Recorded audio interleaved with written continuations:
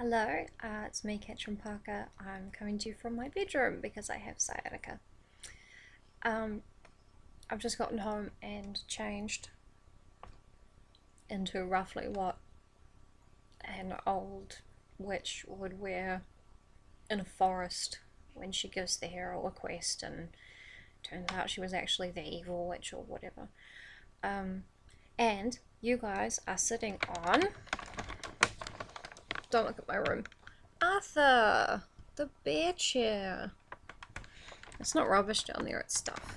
It's important stuff I have to keep. Okay. So, I have Twilight, Life and Death. Can't believe you've stuck with me this long, it's amazing. I've put a ton of blusher and lipstick on because I looked like it was just like hair and these glowing eyes and just white. Like I had no face. So I did try putting the lamp on, but it doesn't even move so I could put it, you know, under my chin to tell a scary story. So might as well just do it this way. And there may or may not be a surprise at the end of this video, depending on how tired and bummed out I am. Oh, actually first, just a little word that I've noticed a difference between Twilight regular and Twilight Bella as a boy. In the original Twilight, Bella is pretty straightforward about how much she totally wants to bone Edward, like right there on the bio table. She's sort of refreshingly upfront about it all. Beau Swan, I'm not sure he knows what he's feeling. Maybe in this, you know, in this alternate universe, Beau had abstinence-only sex education. He doesn't know what his penis is for.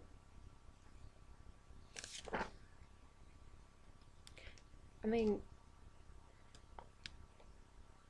he's kind of thrilled when they're like holding hands. You know, he loves that, and he likes looking at her face.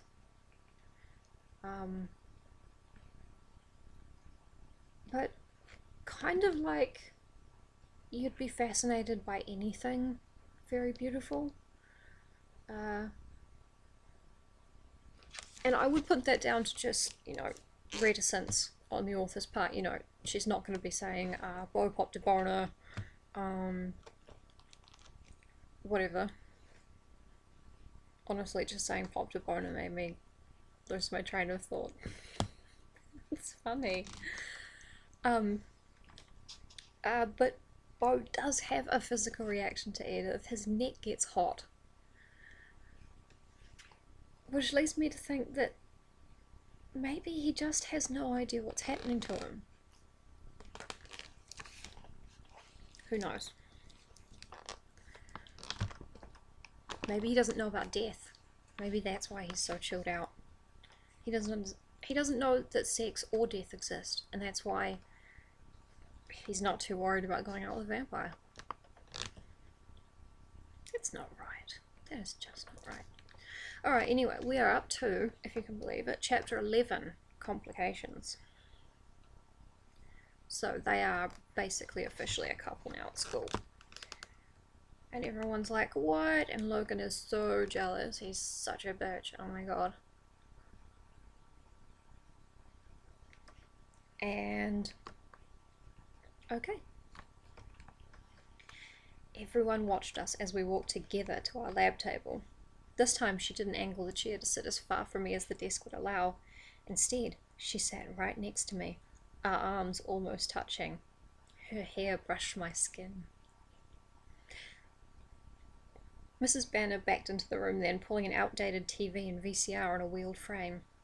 It seemed like everyone in the room relaxed at the same time. Do they even have VCRs still in classrooms. I mean, we did, but that was 12 years ago. Faithy, you wanted to be out there. I had to shut the door because the dryer's going. And she wanted to be on that side of it. She goes, bloody well wait. Sorry. Sorry. I love hanging out with you guys. I'm lonely.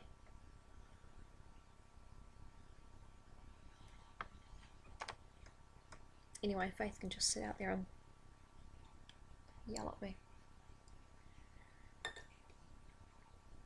I was relieved too. I knew I wouldn't have been able to pay attention to a lecture today. I had too much to sort through inside my head already. What was Mrs. Banner teaching again? Oh, bio, that's right, lab table. Mrs. Banner shoved the old tape into the VCR and then walked across the room to turn off the lights. And then suddenly, as the room went black, things got weird. Yeah, the freaky shit is about to go down. First this ring comes up on the screen, right? And it's like, and then it cuts to all these crazy images. And you're like, oh my god, are those human fingers wriggling in a box? But then you're like, what is that even? And there's a man with a towel on his head and he's pointing.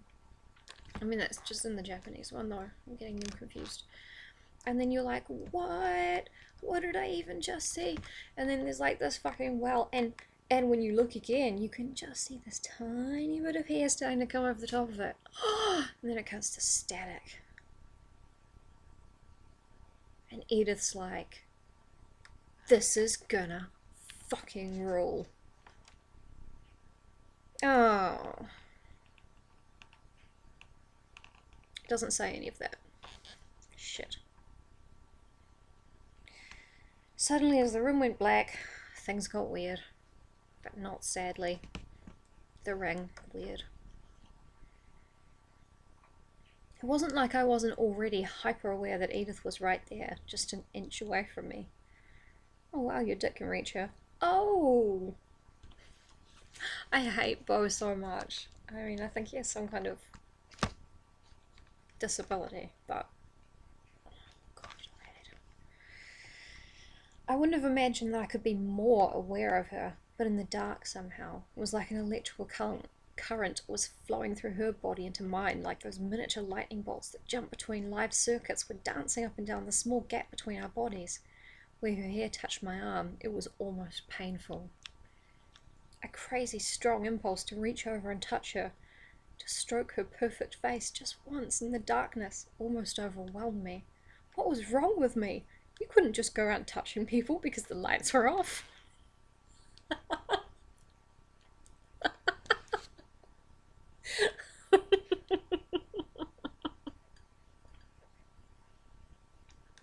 So, he's right.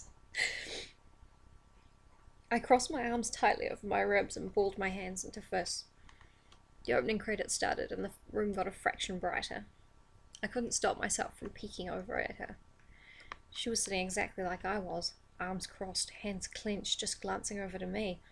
When she saw me looking too, she smiled, almost like she was embarrassed. Even in the dark, her eyes still burned. I had to look away before I did something stupid, something that would definitely not conform to her idea of careful.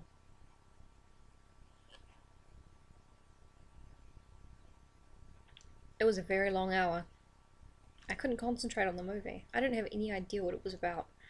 I tried to act normal, to make my muscles relax, but the electrical current never let up. Now and then I let myself take a quick glance in her direction, but she never seemed to relax either. The feeling that I just had to touch her face also refused to go away. I kept my fists crushed safely against my ribs until my fingers were aching with the effort. I sighed with relief when Mrs. Banner flicked the lights back on at the end of class and stretched my arms down at my side, flexing my stiff fingers. Edith laughed once. Ha! Shut up. You made your choice. I'll be there soon, Fuffa. I won't. I'm on the second page of this chapter. Well, that was interesting, she murmured. Her voice was low and her eyes were cautious. Was all I was able to respond. Shall we? She asked, on her feet in one liquid movement. She scooped her bag up with one finger. I stood carefully, worried I wouldn't be able to walk straight after all that.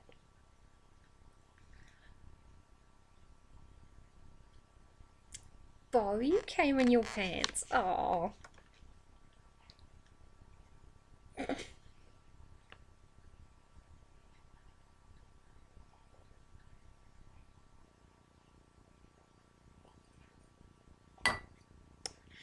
I'm sorry for everything I do and say all the time. She walked with me to gym in silence, and then paused at the door. I looked down to say goodbye, but choked on the word. Her face, it was torn, almost pained, and so unbearably beautiful that the ache to touch her hit me even more intensely than it had before. It was all I could do, to just stare.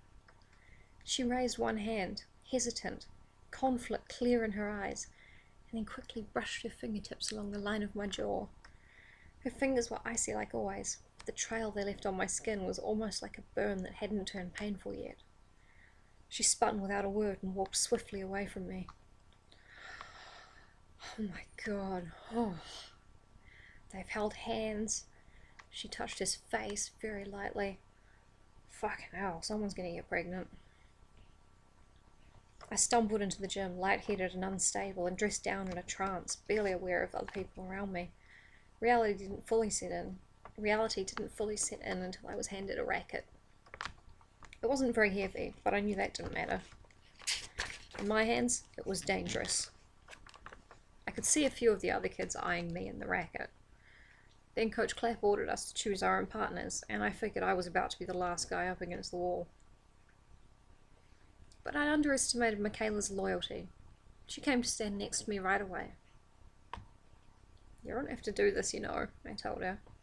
She grinned. Don't worry, I'll keep out of your way. Sometimes it was really easy to like Michaela. It didn't go smoothly. I'm not sure how I did it, but I managed to hit myself in the head with my racket and clip Michaela's shoulder on the same swing. I spent the rest of the hour in the back corner of the court, the racket held behind my back. Despite being handicapped by me, Michaela was pretty good. She won 3 games out of 4 single-handedly, then gave me an unearned high five when the coach finally blew the whistle, ending class. Sounds similar to my experience in PE in high school, except I mostly never tried to try. Except for this one time when I was really like hypomanic because I was on Arapax or something and they'd upped my dosage. I can't remember. I could not stand still. I just kept running round and round the gym and I couldn't stop, and the substitute teacher was really mad at me. But it was not my fault. Anyway. My French teacher was really good about it, actually. I was like flicking my pencil across the room and ducking under my desk, and I couldn't stop, so I was just like, Miss, they've upped my dosage. I think I'm hypomanic. And I run up and down the stairs, and she's like, okay, just get the fuck out. Anyway. So, she started as we walked off the court. She is Michaela. So, you and Edith Cullen, huh? Her tone was just slightly hostile. Yeah, me and Edith Cullen, I replied. I'm sure she could hear the sound of wonder in my voice. I don't like it, she muttered. Well, you don't actually have to. So she just snaps her fingers and you heal? Guess so. Beau knows his place. That's good. I'm starting to like him. She scowled at me. I turned my back on her and walked away. I knew I would be the last against the wall tomorrow, but I didn't care. By the time I was dressed, I'd forgotten all about Michaela. Would Edith be outside, or should I go wait by her car? What if her family was there? She parked right next to Royal's car. Just thinking about Royal's face in the cafeteria had me wondering if I should walk home. Had she told them that I knew? Was I supposed to know that they knew that I knew? What was the etiquette on vampire acknowledgements? Did a nod work? The actual etiquette is to be like, or you can just look at them over the tops of your sunglasses and they know. especially if you waggle your eyebrows. And if you wink, and then like hold the wink for ages,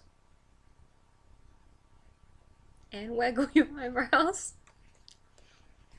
most people get that you are trying to communicate something. But when I walked out of the gym, Edith was there. She stood in the shade of the gym building, though the clouds were still black, with her hands laced together in front of her. Her face was peaceful now, a small smile turning up just the corners of her lips.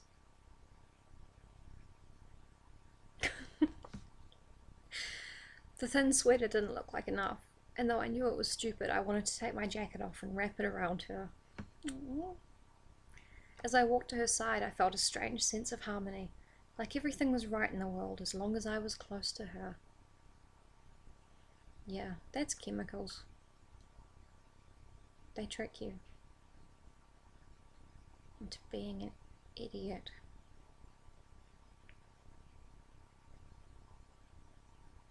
I mean, I don't need chemicals to trick me into being an idiot, as you know if you follow me on Twitter. But I have been in my day a turbo idiot. Anyway, hi! I could feel the huge, goofy smile on my face.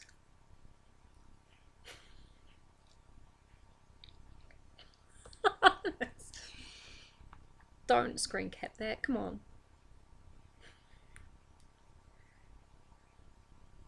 Did you hear that? She's pissed off. I'm sorry. I know we haven't made much progress yet, but I've got a really mad three-legged tiny tiger out there. What? Come in then. Oh. Rumble it yourself.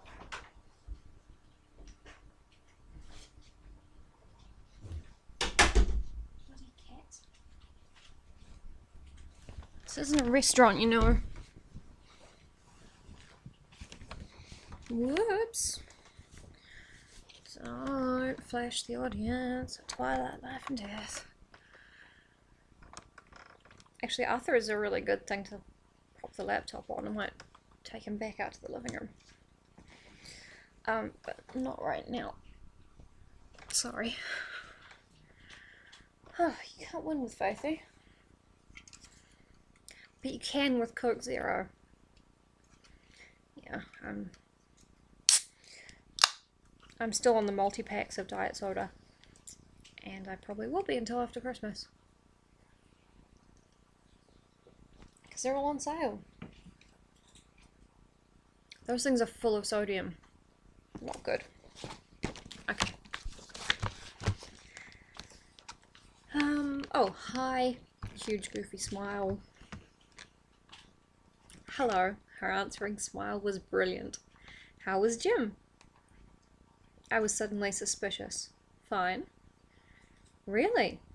Her eyebrows shot up. How's your head? You didn't. She started walking slowly toward the parking lot. I automatically fell into step with her. You were the one who mentioned how I'd never seen you in gym. It made me curious. Great, I said. Fantastic, wow. Sorry about that. I don't mind walking home if you don't want to be seen with me. She laughed musically. Ha ha ha ha ha ha ha. It was very entertaining. Although I wouldn't have minded if you'd hit that girl just a little harder. What? As she glanced behind us, her mouth flattened into a straight line.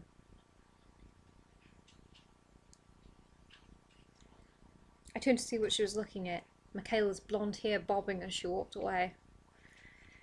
It's been a while since someone besides family thought those kind of words about me. I don't think I like it. I felt a sudden pang of anxiety for Michaela. What kind of words is Michaela thinking about Edith that her family thinks about her too? That doesn't sound nice. I don't think I like their family. Edith read my expression and laughed again. No, it doesn't say musically this time, so it's probably just a normal laugh. Don't worry, I wouldn't hurt your friend. And if I did, who else would agree to be your badminton partner? It was hard to process. Edith was just so delicate. But when she said this, it was clear that she was more than confident in her abilities. If she wanted Michaela, or anyone, hurt, it would be very bad news for that person. She was dangerous. I knew this. But I kept running into a wall when I tried to believe it. I changed the subject. What kinds of words has your family been thinking about you? Yeah, good fucking question.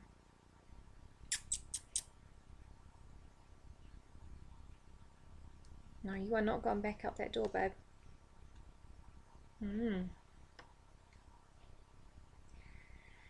She shook her head.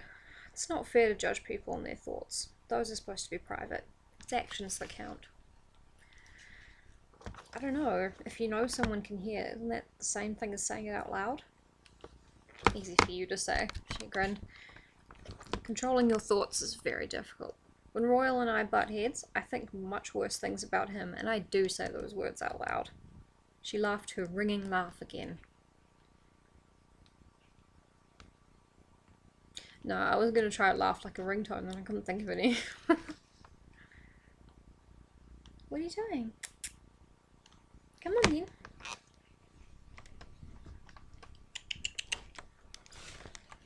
I'm sorry. Come on, then. Nope. She just wanted me to clear a space in case at some point in the future she might want to jump up and startle me and you. So,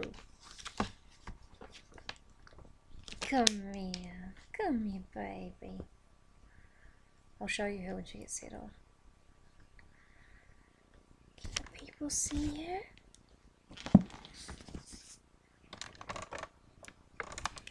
Can the people see Faithie? This is Faith. She's only got 3 legs because she used to have 8 and the vet took off too many. Is that right?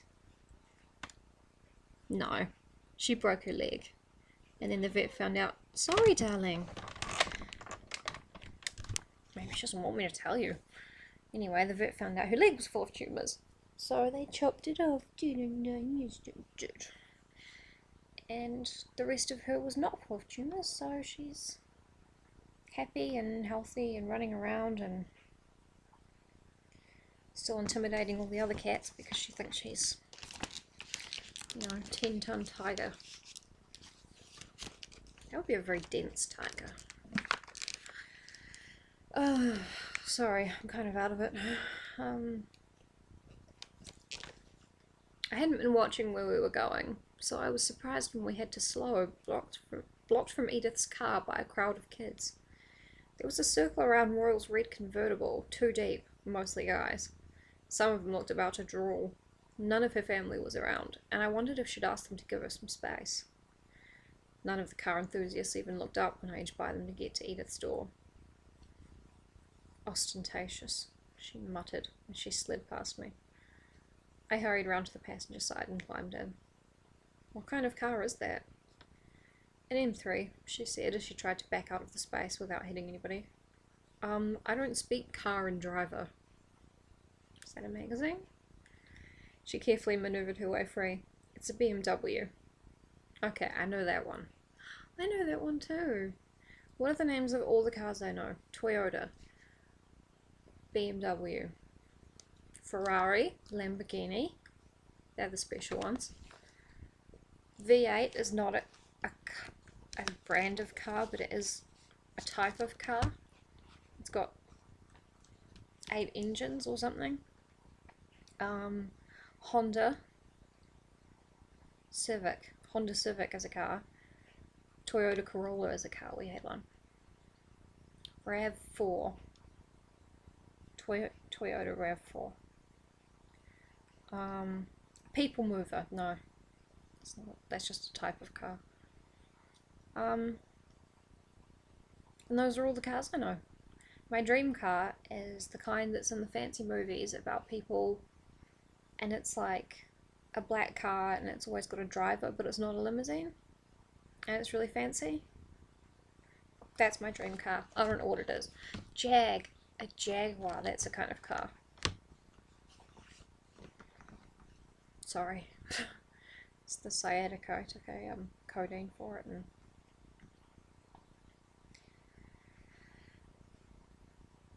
back into it.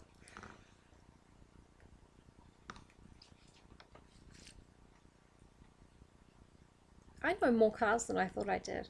Audi, that's a car. Sorry. We pulled away from the school and it was just the two of us. The privacy felt like freedom. There was no one watching or listening here. Is it later yet? I asked her.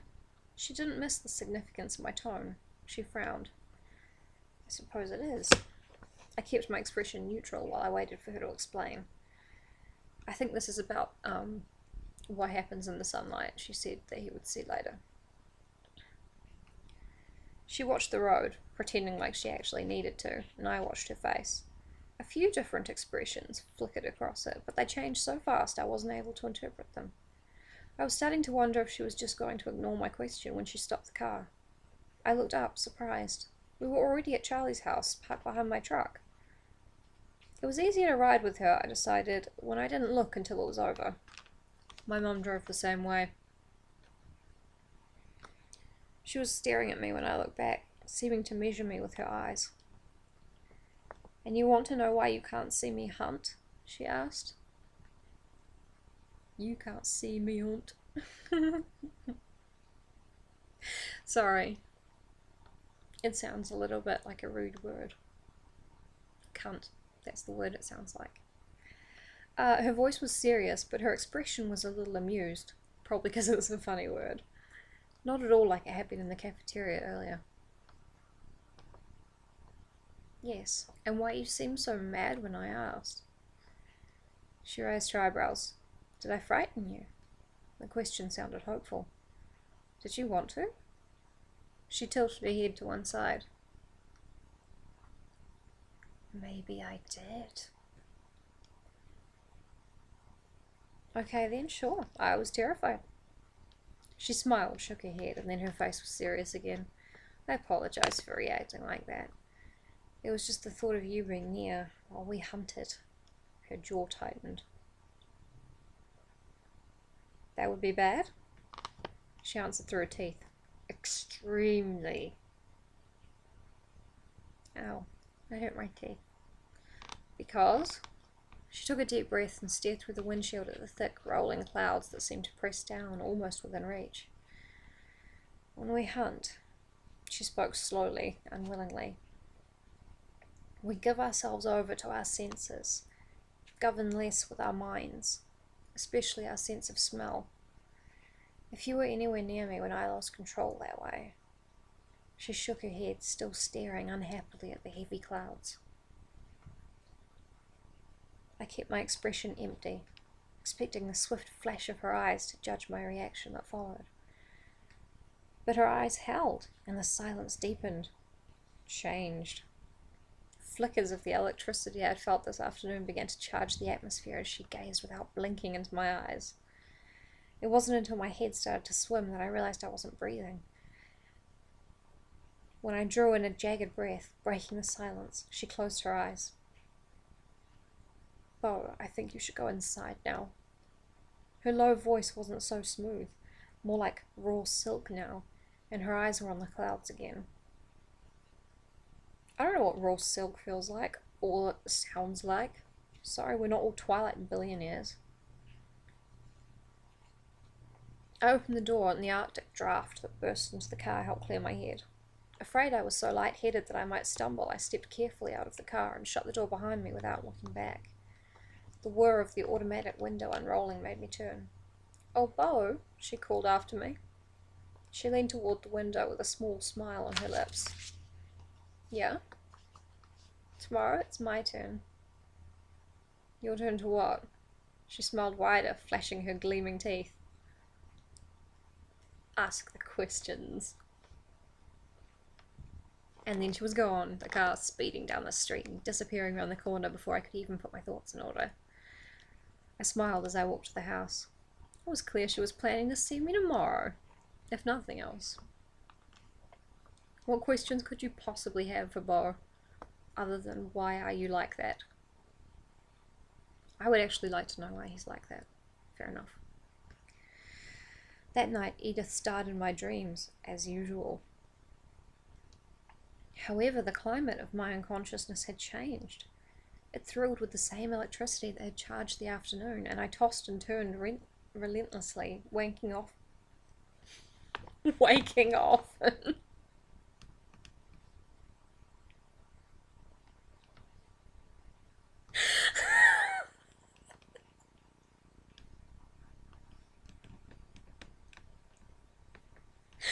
so sorry.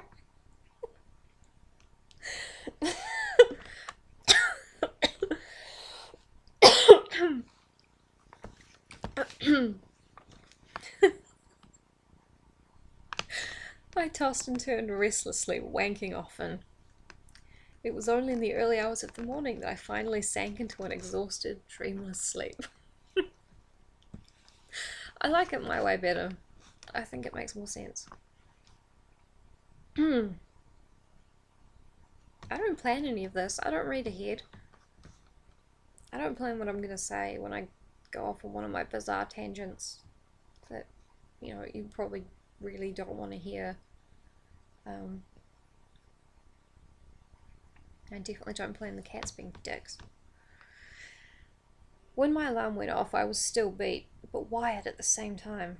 After I showered, I stared at myself in the bathroom window while I combed through my wet hair. I looked the same as always, and yet there was something different. My hair was dark and too thick. He's got dark hair. This is the first mention of his hair colour. My hair was dark and too thick, my skin too pale, and my bones were all shaped the same underneath. No change there. Really? Because that sounds horrifying. My eyes were the same light blue staring back at me, but I realised they were the culprits. I'd always thought it was the colour that made them, and by extension the rest of my face, look so uncertain. But though the colour hadn't changed, the lack of resolve had. The boy who looked back at me today was determined, sure of his course. I wondered when that had happened. I thought I could probably guess. And he decided to vow his life to a weirdo vampire.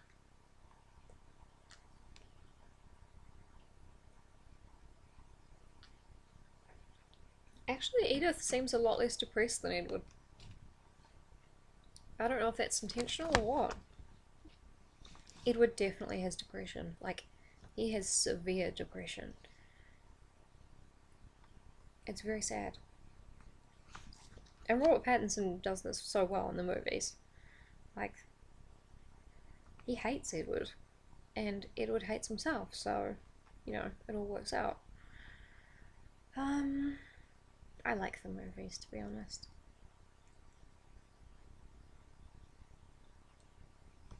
Right, breakfast was the usual quiet event I expected. Charlie fried eggs for himself, I had my bowl of cereal. Doesn't seem very nice. I wondered if he had forgotten about this Saturday. About this Saturday, he began, like he could read my mind. I was getting really paranoid about that specific concern. Yes, Dad? He walked across the kitchen and turned on the faucet.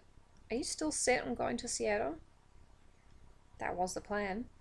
I frowned, wishing he hadn't brought it up, so I wouldn't have to compose careful half-truths. He squeezed some dish soap onto his plate and swirled it around with the brush. This is very necessary. And you're sure you can't make it back in time for the dance? Not going to the dance, Dad. Didn't anyone ask you? He asked, his eyes focused on this plate. It's not my thing, I reminded him. Oh, he frowned as he dried his plate. We've been talked through the entire washing and drying of the plate. Is he going to put it away? I don't know, probably. Almost certainly. What? Flora's giving me this look like I'm trying to sleep. Would you shut up? Aren't you? She's lovely. Aww. I would show you her, but you won't be able to see her on this camera. She's a black cat and a black bedspread. She just blends in. I wondered if he was worried about me being a social outcast. Maybe I should have told him I had lots of invitations. But that would obviously backfire. He wouldn't be very happy if he knew I'd turned them all down. Then I would have to tell him that there was a girl who hadn't asked me. And obviously I didn't want to get into that. Which got me thinking about prom and Taylor and the dress she already had and Logan's attitude toward me and that whole mess. I wasn't sure what I was supposed to do. In any universe, I wasn't going to prom. In a universe where Edith Cullen existed, I wasn't going to be interested in any other girl. It wasn't fair to just go along with Taylor's plan when my heart wasn't in it. The problem was figuring out how. I should probably just say, hey, do you think we're going to prom together? Because we're not.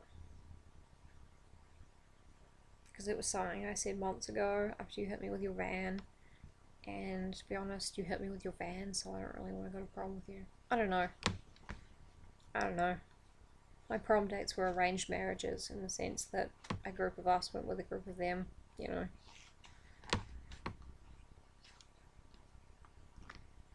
And then we all basically just split back into gendered groups and hung out.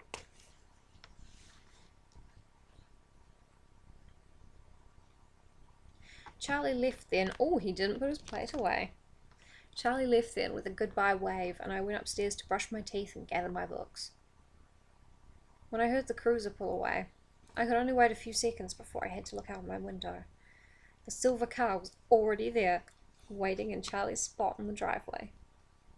I took the stairs 3 at a time and was out the door in seconds. I wondered how long this strange routine would continue. I never wanted it to end. She waited in the car, not appearing to watch as I shut the door behind me without bothering to lock the deadbolt. He didn't bother to lock the front door. Oh my god. I lock the front door when I, go to put the rubbish out. Like, what the hell? I wear my keys on a belt on my skirt. Like a chatelaine. Anyway.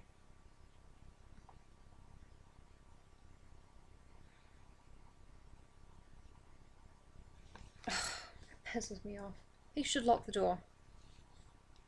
Doors should be locked. My door's always locked.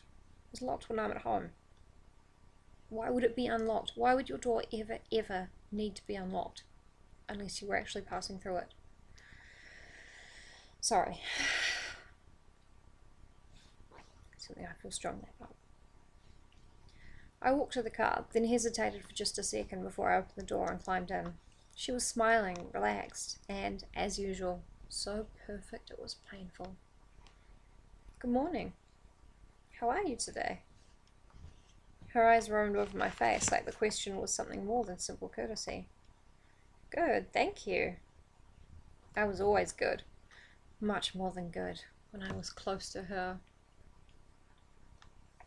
Her gaze lingered on the circles under my eyes. You look tired. I couldn't sleep, I admitted. She laughed.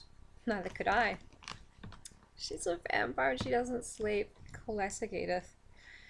The engine purred quietly to life. I was getting used to the sound. The roar of my truck would probably scare me the next time I drove it.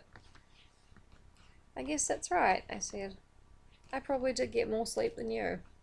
I would wager you did. So what did you do last night? She laughed. Not a chance. It's my day to ask questions. Oh, that's right. My forehead creased. I couldn't imagine anything about me that would be interesting to her. What do you want to know? What's your favorite color? She asked. Totally serious. I shrugged. Changes. What is it today? Probably gold, I guess. Is there anything material behind your choice, or is it random? I cleared my throat self-consciously. It's the colour of your eyes today. If you asked me in a week, I'd probably say black. Aww, Beaufort. What music in... Oh, wait. She gave me a look that I didn't entirely understand. But before I could ask, she was on to her next question. What music is in your CD player right now? Again, Beau's got a CD player, which is unusual. Although, to be fair, my dad's currently has a tape deck. I don't have a CD player. I guess my computer could play CDs if I found any. Oh my god, that really doesn't matter. This book is making me insane. It's making me talk about, like, the tiny little details of my own life.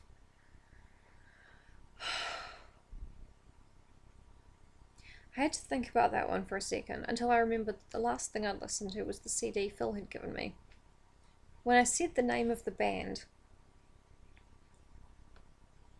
she smiled and opened a hatch under the car's CD player. She pulled out one of the dozens of CDs that were packed into the small space and handed it to me. It was the same CD. Debussy to this? She asked, raising an eyebrow. Okay, they're never naming the CD.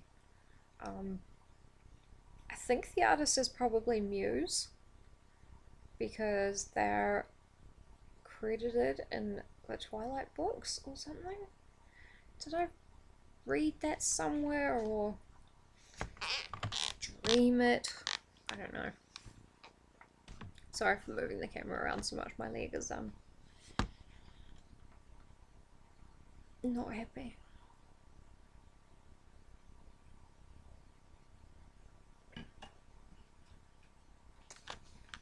Oh my god, 41 minutes.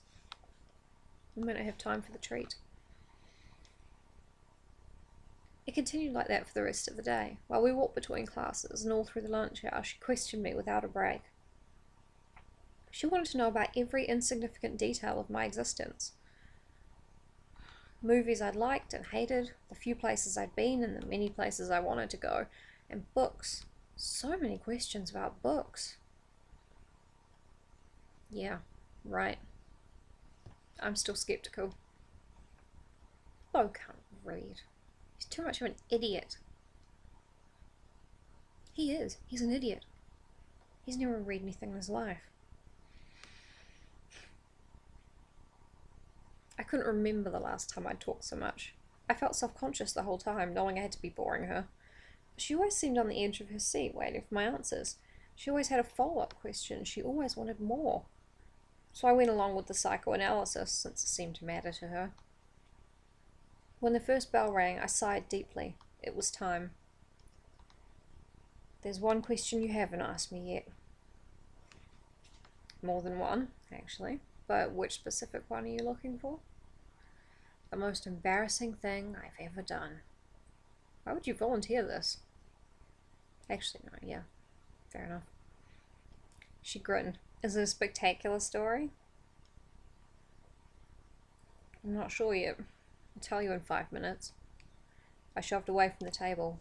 Her eyes were bright with curiosity. At my usual table, my friends were all just getting to their feet. I walked toward them.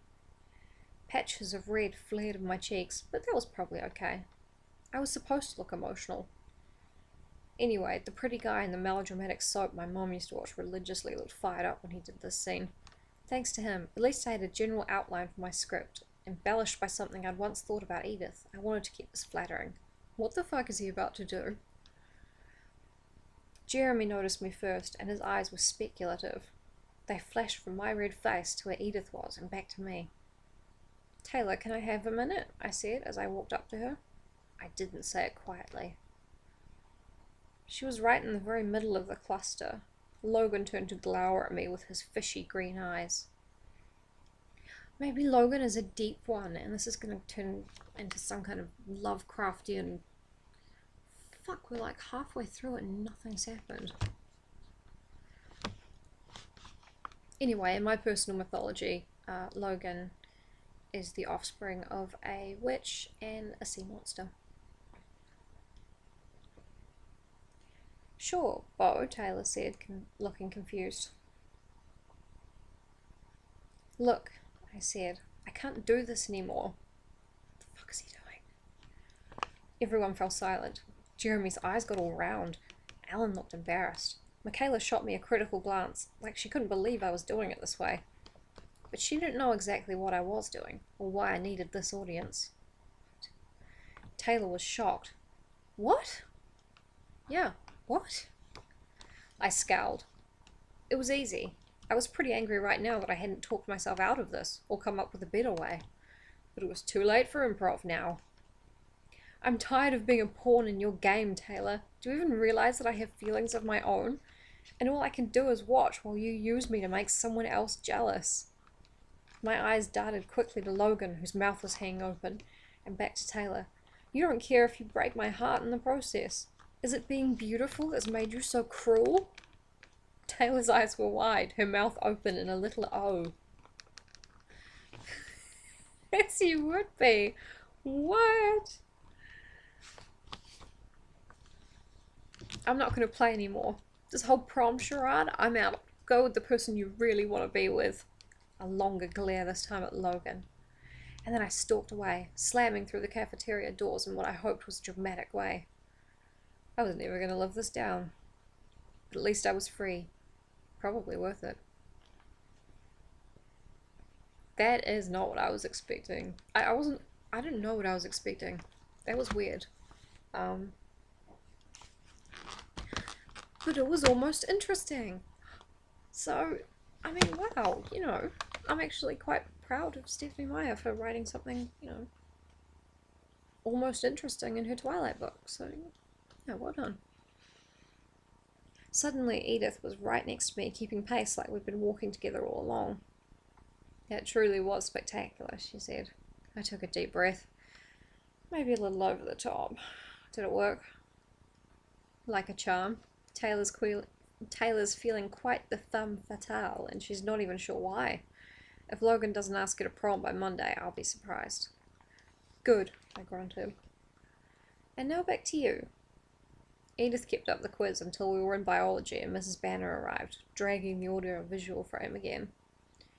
When she was finished with her prep and turned toward the light switch, I saw Edith slide her chair a half-inch farther away from mine. It didn't help. As soon as the room was dark, there was that same electric tension, the same restless craving to stretch my hand across the short space and touch her cold, smooth skin. It was like an itch that just got more and more demanding. I couldn't pay attention to anything else. Hopefully, whatever movie it was that we were watching wouldn't become the final. After a little while, maybe 15 minutes, or maybe it was only 2 and it just felt so long because of the electricity. Oh god, maybe it's a movie about how electricity works and can't bend time. Maybe electricity can bend time, I don't know. My science education basically finished in 2001. Wow, 14 years without science. Yay me. After a while, maybe 15 minutes, maybe 2, I shifted my chair over and slowly leaned to the side until my arm was just touching her shoulder. She didn't move away. I thought that little contact would help, that it would take away the nagging want, but it kind of backfired. The little frisson of electricity got stronger, changed into bigger jolts. I was suddenly dying to put my arm around her, to pull her into my side and hold her against me. I wanted to run my fingers down the length of her hair, to bury my face in it.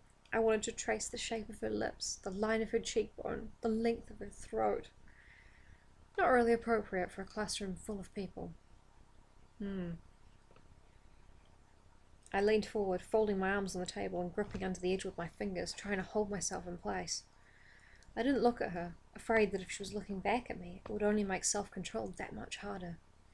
I tried to make myself watch the movie. The patches of colour just wouldn't resolve into coherent images. I sighed in relief again when Mrs. Banner hit the lights, and then finally I looked at Edith. She was staring back, her eyes ambivalent. I don't know. Like yesterday, we walked toward the gym in silence, and also like yesterday, she touched my face wordlessly, this time with the back of her cool hand, stroking once from my temple to my jaw, before she turned and walked away. Sorry, my face is itching with all this talk about touching faces. Oh my god, how many more pages are... Oh, 2 more pages, thank god. Gym passed quickly. To save time, Coach Clapp told us to keep the same partners, so Michaela was forced to be my teammate again. I watched her one-woman badminton show without participating, for both our safety. She didn't talk to me, but whether that was because of the scene in the cafeteria, or our falling out yesterday, or because my expression was so vacant, I didn't know. Somewhere in the back of my mind, I felt bad about that. But I couldn't concentrate on her any more than I could make sense of the movie and biology. It's probably where babies come from. I felt the same sense of harmony when I walked out the gym door and saw Edith in the shadow of the gym. Everything was right in my world. A wide smile spread automatically across my face. She smiled back, then launched into more cross-examination. Her questions were different now, not as easily answered. She wanted to know what I missed about my home, insisting on descriptions of anything she wasn't familiar with. We sat in front of Charlie's house for hours as the sky darkened and rain plummeted around us in a sudden cloudburst. Oh, that's nice. It's nice to sit in the rain. I mean, I assume they're inside the car as well. But I tried to describe impossible things like the scent of creosote. Bitter, kind of resinous, but still pleasant. The high, keening sound of the cicadas in July. The gaunt, feathery trees, the enormous sky extending white-blue from horizon to horizon. The hardest thing to explain was why it was so beautiful to me, to justify a beauty that didn't depend on the spiny vegetation that mostly looked half dead, a beauty that had something to do with the exposed shape of the land, with the shallow bowls of valleys between the craggy hills, and the way they held on to the sun. I found myself using my hands as I tried to describe it to her. We have areas like that in New Zealand. We've got lots and lots of, very varied landscapes. I'm trying to think where it is. It's somewhere in South Otago, I think.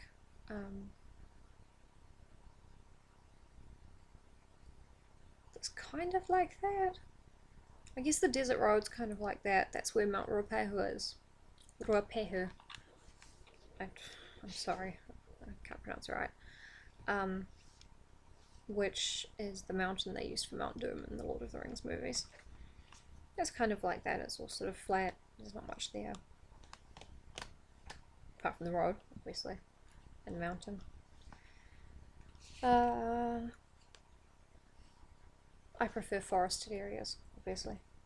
Her quiet, probing questions kept me talking freely, forgetting to be embarrassed for monopolizing the conversation. Finally, when I'd finished detailing my old room at home, she paused instead of responding with another question. Are you finished? I asked in relief. Not even close, but your father will be home soon. God, I'm itchy. Edith doesn't say that. I don't think she gets itchy. How late is it? I wondered out loud as I glanced at the clock. I was surprised by the time. It's twilight, Edith murmured, looking toward the western horizon hidden behind the clouds. Her voice was thoughtful, as if her mind were far away. I stared at her as she stared out the windshield. I was still staring when her eyes suddenly shifted back to mine. It's the safest time of day for me. For us, she said, answering the unspoken question in my eyes. The easiest time.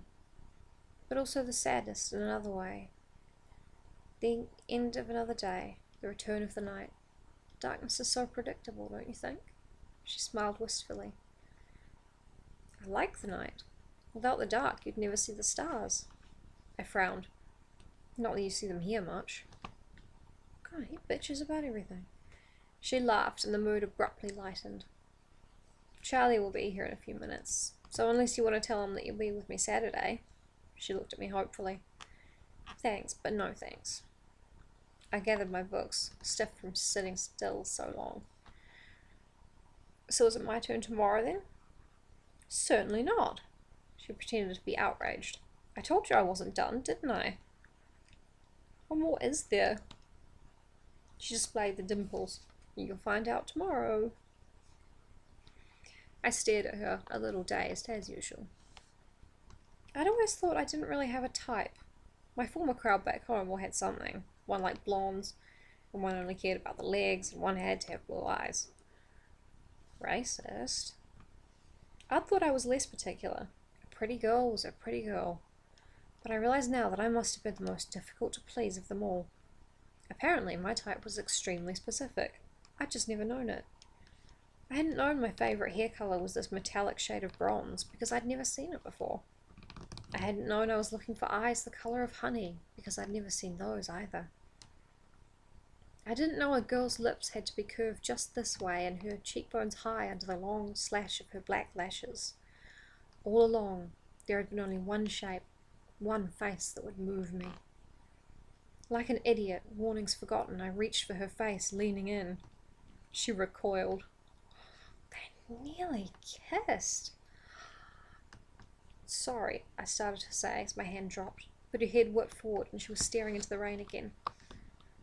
Oh no, she breathed. What's wrong? Her jaw was clenched, her brows pulled down into a hard line over her eyes. She glanced at me for one brief second. Another complication, she told me glumly. She leaned across me and flung my door open in one quick movement.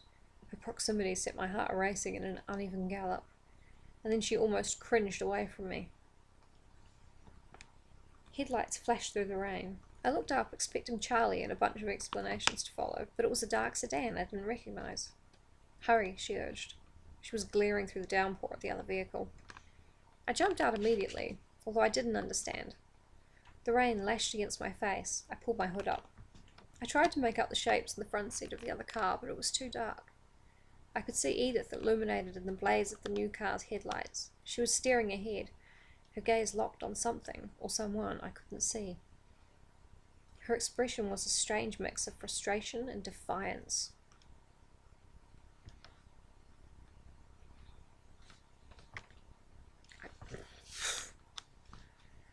Then she revved the engine and the tyres squealed against the wet pavement. The Volvo was out of sight in seconds. Hey, beau, called a familiar husky voice from the driver's side of the little black car. Jules? I asked, squinting through the rain. Just then, Charlie's cruiser swung around the corner, his lights shining on the occupants of the car in front of me. Jules was already climbing out, her wide grin visible even through the darkness. In the passenger seat was a much older woman, an imposing woman with an unusual face. It was stern and stoic, with creases that ran through the russet skin like an old leather jacket. And the surprisingly familiar eyes, set deep under the heavy brows, black eyes that seemed at the same time both too young and too ancient to match the face. Jules's mother, Bonnie Black. I knew her immediately, though in the more than 5 years since I'd seen her last, I'd managed to forget her name when Charlie had spoken of her my first day here. She was staring at me, scrutinizing my face, so I smiled tentatively at her. Then I processed more, that her eyes were wide as if in shock or fear. Her nostrils flared, and my smile faded. Another complication, Edith had said. Bonnie still stared at me with intense, anxious eyes. Had Bonnie recognized Edith so easily? Could she really believe the impossible legends her daughter had scoffed at? The answer was clear in Bonnie's eyes. Yes. Yes, she could. That brings us to the exciting end of chapter 11. Wow. So, as a reward for you guys being so awesome and everything, I'm gonna put Arthur back there. I don't know if this will work.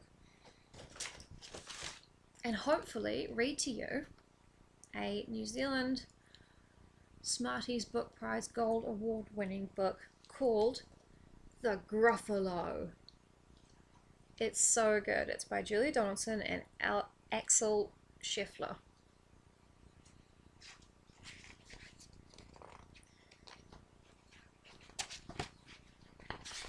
Just get past the frontispiece. I don't know if you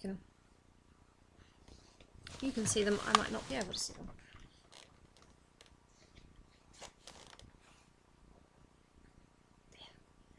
A mouse took a stroll through a deep dark wood.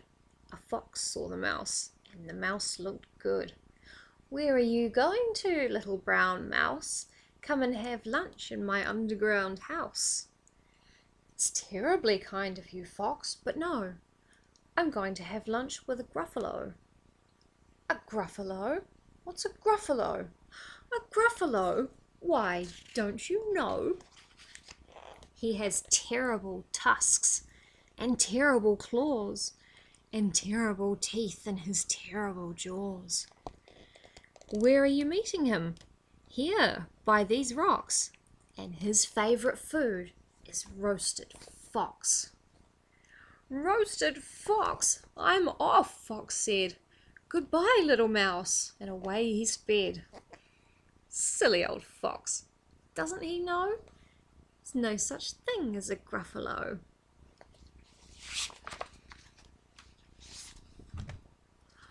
On went the mouse through the deep dark wood. An owl saw the mouse, and the mouse looked good. Where are you going to, little brown mouse? Come and have tea in my treetop house. It's frightfully nice of you, owl, but no, I'm going to have tea with a Gruffalo. A Gruffalo? What's a Gruffalo?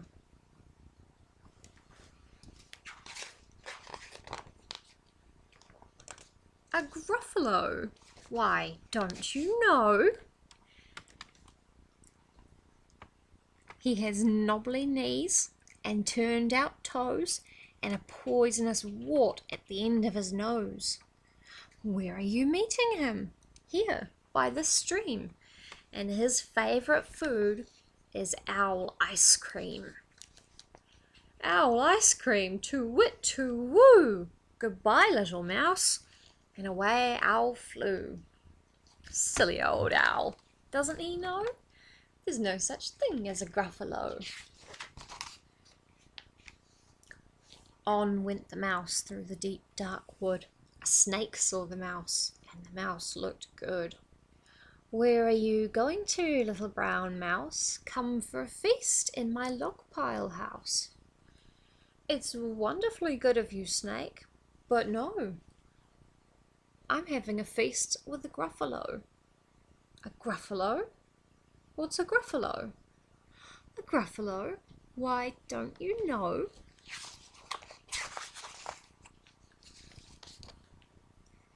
His eyes are orange, his tongue is black, he has purple prickles all over his back. Where are you meeting him? Here, by this lake, and his favourite food is scrambled snake. Scrambled snake! It's time I had. Goodbye, little mouse, and away Snake slid. Silly old snake. Doesn't he know? There's no such thing as a Gruffalo.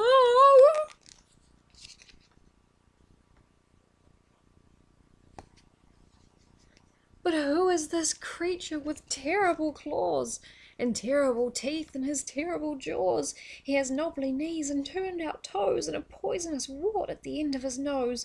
His eyes are orange, his tongue is black. He has purple prickles all over his back. Oh, help!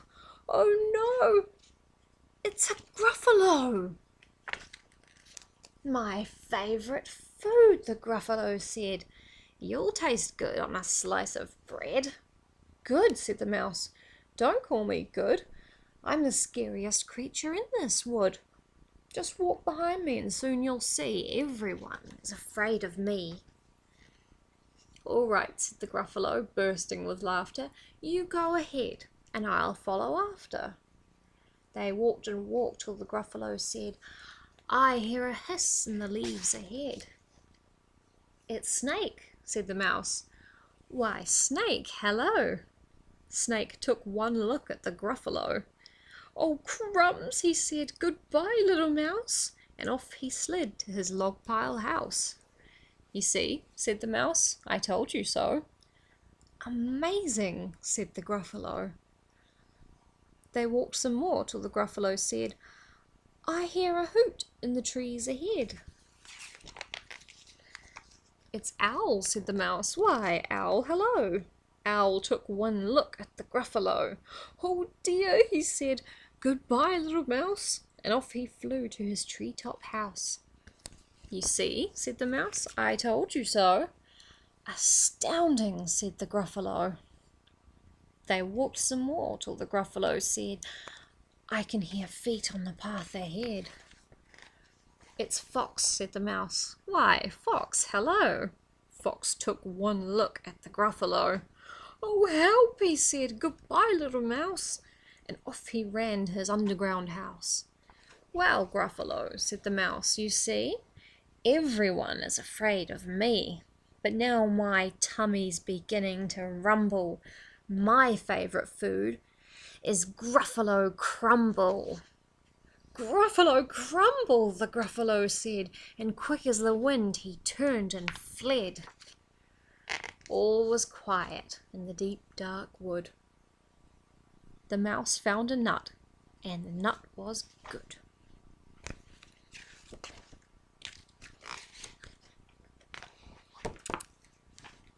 And that's the Gruffalo. So it wasn't an entire waste of time doing this whole life and death thing. Thank you very much for joining me, and it was very nice hanging out with you today. Bye.